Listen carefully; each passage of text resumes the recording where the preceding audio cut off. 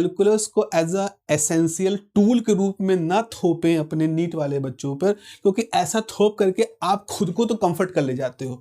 क्योंकि आपके पास चैलेंज क्या है, यार कैलकुलस बच्चों को आता नहीं है, तो ऐसा करते हैं इनको कैलकुलस सिखा देते हैं, जल्दी से फार्मूला रटवा देते हैं। तो फार्मूला रटवा दो कैलकुलस का, तो कैलकुलस का इंट्यूशन थोड़ी आएगा।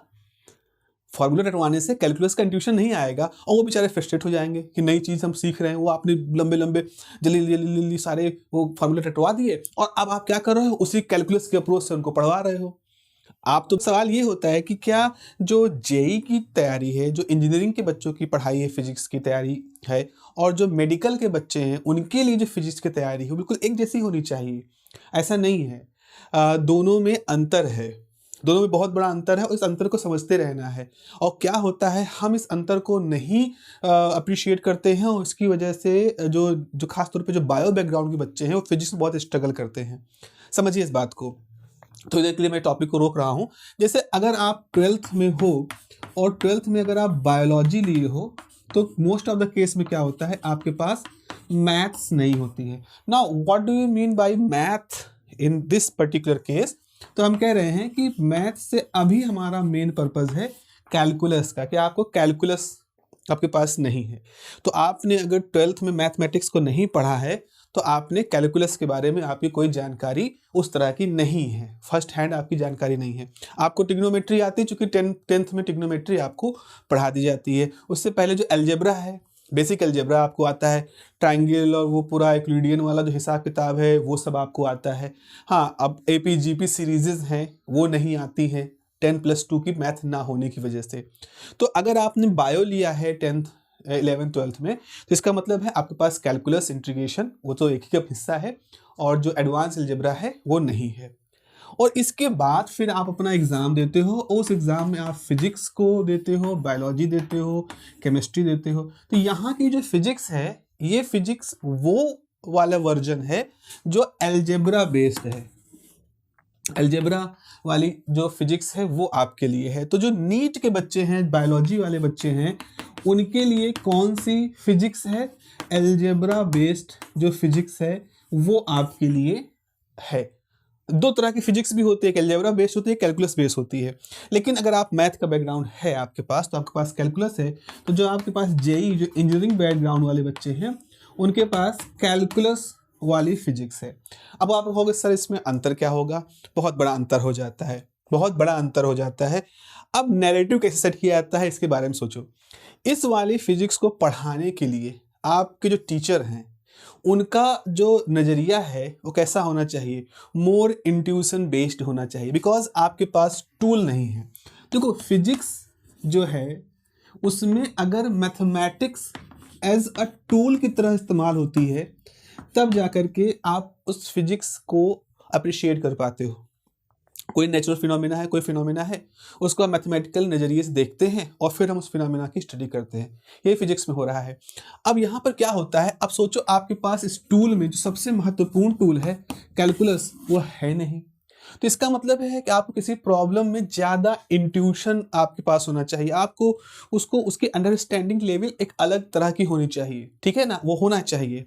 अब क्या हुआ, जब आपकी जो फिजिक्स है जो उसमें बहुत ज़्यादा इंट्यूशन हो जाएगा, आपका इंट्यूशन ऐसा हो जाए कि आप उसको ट्रिग्नोमेट्रिकल तरीके से, सिंपल अलजेब्रा, गुणा भाग करना है, एलसीएम निकालना, क्वाड्रेटिक इक्वेशन सॉल्व करना है, बहुत ही बेसिक अलजेब्रा है जो 10th लेवल पे होती है, उसके थ्रू आपको प्रॉब्लम सॉल्व करना होता है। इसलिए आप देखते हैं जो नीट के फिजिक्स के क्वेश्चंस होते हैं, दे आर मतलब लोग कहते हैं अरे थोड़ा लोअर ग्रेड के हैं, जेई के बहुत टफ होते हैं, नीट के तो सिंपल होते हैं। ऐसा नहीं, नैरेटिव तो सेट कर रहे हैं लोग। नैरेटिव क्यों सेट कर रहे हैं? क्योंकि लोग इतने एफिशिएंट हैं नहीं, टीचर्स इतने एफिशिएंट हैं नहीं।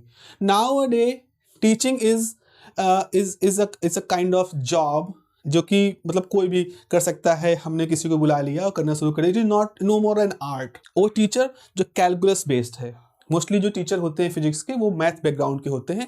बायो बैकग्राउंड के लोग फिजिक्स नहीं पढ़ाना जनरली अप्रिशिएट करते हैं। तो आपका जो टीचर है वो कैलकुलस के साथ है। अब उसी टीचर को नीट को भी पढ़ाना है, उसी टीचर को जेई को भी पढ़ाना है, दोनों को पढ़ाने वाला है। तो अब वो इतना एफिशिएंट हो कि वो एक तरह के बच्चों को विदाउट यूजिंग कैलकुलस चीज़ें इंट्यूटिव लेवल पर उसको डेवलप करे और दूसरे को कैलकुलस के टूल के थ्रू डेवलप करे। अगर ऐसा है तो फिर तो वो एक मतलब हीरा है, वो टीचर तो मतलब वंदनीय है, पूजा करने लायक है। अब होता क्या है, टीचर हैं इस वाले कैटेगरी के, कैलकुलस वाली फिजिक्स के हैं, उनको नीट पढ़ाना है, तो नैरेटिव क्या सेट करते हैं कि भाई ऐसा है ना कि अब हमारे जो नीट के क्वेश्चन हैं वो जेई जैसे होने शुरू हो गए हैं, तो इसलिए जो जेई को पढ़ा रहे teacher, they are more suitable, they are more useful to teach you the physics for the NEET. अब बच्चे के मन में नेरेटिव सेट हो रहा है, अच्छा हाँ सही बात है, अब तो टफ होने लगे क्वेश्चन ना। What do you mean by tough होने लगे क्वेश्चन? कहाँ आपसे कैलकुलेशन करवा रहे हैं, कहाँ आपको कैलकुलस का यूज करवा रहे हैं? आप जब एडवांस का एग्जाम देते हो आपको कैलकुलस यूज करनी पड़ती है, अच्छी खासी ठीक ठाक मात्रा में कैलकुलस यूज करनी पड़ती है। आप इवन जब मेन के क्वेश्चन देते हो तब भी वहाँ पर भी आपको थोड़ा सा उस लेवल की नॉलेज होनी चाहिए, क्योंकि आपके लिए एक अगर मैथ कैलकुलस का बैकग्राउंड है तो आपके लिए डेरिवेटिव का अपना एक इंट्यूशन है कैलकुलस से, आपके लिए फर्स्ट डेरिवेटिव सेकेंड डेरिवेटिव इनका एक इंट्यूशन है, रेट आप ज़्यादा अच्छे समझते हो क्योंकि आप मैथमेटिक्स हो, इंटीग्रेट करने के लिए एलिमेंट का अवधारणा आपके पास अच्छी है। तो ये जो चीज़ें हैं, जो टूल आपने कैलकुलस के फॉर्म में आपकी जो स्किल डेवलप हुई हैं, वो स्किल बायो वाले के पास नहीं होती। तो इसमें ऐसा नहीं कि बायो वाले कमज़ोर होते हैं, डॉक्टर कमज़ोर होते हैं। अगर डॉक्टर कमज़ोर होने लगे दिमागी रूप से तब तो इंसान बचने से रह गया। उनका इंट्यूशन दूसरी तरह से होना चाहिए, तो उनकी ट्रेनिंग दूसरी तरह से होनी चाहिए।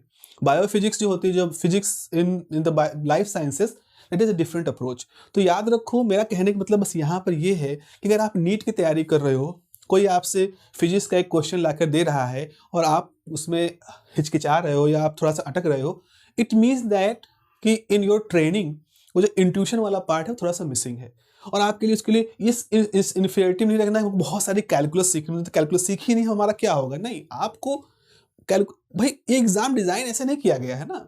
एक पूरी भारत की इतनी बड़ी संस्था जो एग्जाम डिजाइन की है वो इस तरह चल रही है, एक अलजेब्रा बेस्ड फिजिक्स, एक calculus based physics. Algebra based physics is for NEET student, calculus based physics is for JEE student. ये दो अलग अलग डिफरेंशिएट करने हैं, टॉपिक सेम, अप्रोच अलग, वो टीचर आपको अप्रोच बताएगा। तो मेरा सजेशन ये है, मेरी रिक्वेस्ट ये है, सभी लोग जो ऑनलाइन में टीचिंग कर रहे हैं, अगर आप टीचिंग कर रहे हो तो प्लीज़ अपने बच्चों को इन अप्रोचों के थ्रू पढ़ाइए। अलजेब्रा बेस्ड अप्रोच से आप उनको पढ़ाएं। जो नीट वाले बच्चे हैं, कैलकुलस बेस्ड अप्रोच से तो इनको कैलकुलस सिखा देते हैं, जल्दी से फार्मूला रटवा देते हैं। तो फार्मूला रटवा दो कैलकुलस का, तो कैलकुलस का इंट्यूशन थोड़ी आएगा। फार्मूला रटवाने से कैलकुलस का इंट्यूशन नहीं आएगा और वो बेचारे फ्रस्ट्रेट हो जाएंगे कि नई चीज़ हम सीख रहे हैं, वो आपने लंबे लंबे जल्दी सारे वो फार्मूला रटवा दिए और अब आप क्या कर रहे हो, उसी कैलकुलस के अप्रोच से उनको पढ़वा रहे हो। आप तो बच गए, आपका तो काम खत्म हो गया। यहाँ पर टीचर का काम बच्चों से 10 गुना ज्यादा है कि how to identify the correct approach, मतलब एक तरह से कैसे हम इंड्यूस करें वो थॉट प्रोसेस इन बच्चों में, जो कि आने वाले समय के डॉक्टर होने वाले हैं। तो उनको डिमोटिवेट मत करिए, बल्कि खुद के ऊपर काम करिए और अलजेब्रा बेस्ड अप्रोच को स्ट्रॉन्ग करिए अगर आप नीट को पढ़ा रहे हैं। और कैलकुलस बेस्ड अप्रोच तो आपके पास जे के लिए है ही है। तो ये है थोड़ा सा जो मेरा यहाँ पर बात थी। और बच्चों के लिए इसलिए मैं बात आप लोगों से कह रहा हूँ क्योंकि ऑनलाइन मीडियम में बहुत कुछ चीज़ें हैं जो बच्चों से डिस्कस होनी शुरू हो गई हैं। टीचर की पॉलिटिक्स, टीचर का पैसा कमाना, टीचर की बातें, टीचर की पर्सनल लाइफ, आज ये सब बच्चे डिस्कस करते हैं। तो अगर इतना कुछ डिस्कस कर रहे हो तो इस मेथोडोलॉजी क्यों नहीं डिस्कस कर रहे हो? क्यों नहीं खुल के कहते हो कि मैं अलजेब्रा बेस्ड कैलकुलस वाला आदमी नहीं हूँ, मैं कैलकुलस बेस्ड अप्रोच वाला फिजिक्स का आदमी हूँ और मैं इसी अप्रोच से पढ़ाऊंगा, चाहे तुम नीट के हो चाहे तुम जेईई के हो। नहीं, आप बोल सकते हो। तो आप क्यों बच्चों को फ्रस्ट्रेट कर रहे हो? ऐसा नहीं करना चाहिए। This is ethically wrong. Ethically this is wrong because कमी बच्चों में नहीं, कमी आप में है जो आप इन दो अप्रोचों को सेपरेट नहीं कर पा रहे हो। And I must say the algebra based approach is much difficult to teach because you have to develop the intuition about the physics without using much calculus। ऐसा नहीं हल्की फुल्की कैलकुलस यूज होती है, ऐसा नहीं, बिल्कुल नहीं करते, but without using much calculus you need to solve the question for those students that is really a very difficult task। ठीक है, तो हम लोग बात कर रहे थे, क्वेश्चन हमारा यही था कि radian, why we are using the radian as a unit, why we are not using the degree, why degree is not our favourite, है ना, पढ़ा होगा ना, रेडियन में हम कन्वर्ट करते हैं। तो ऐसा नहीं है कि बस ऐसा नहीं आसान हो जाता है कैलकुलस को ऐसा करना आसान हो जाता है। This is just a part time statement. what is the basic logic behind this argument कि we are going to prefer radian rather than degree. तो जरा समझे इस बात को। जैसा कि आर्क की बात चल रही थी, तो आपको मालूम है कि आर्क, अगर हम इस रेडियस को ले आर और ये जो एंगल है थीटा, इनके बीच में एक स्ट्रेट फॉरवर्ड सा रिलेशन होता है, क्योंकि पार्ट है आर्क एक सर्किल का, आप मान सकते हो एक पार्ट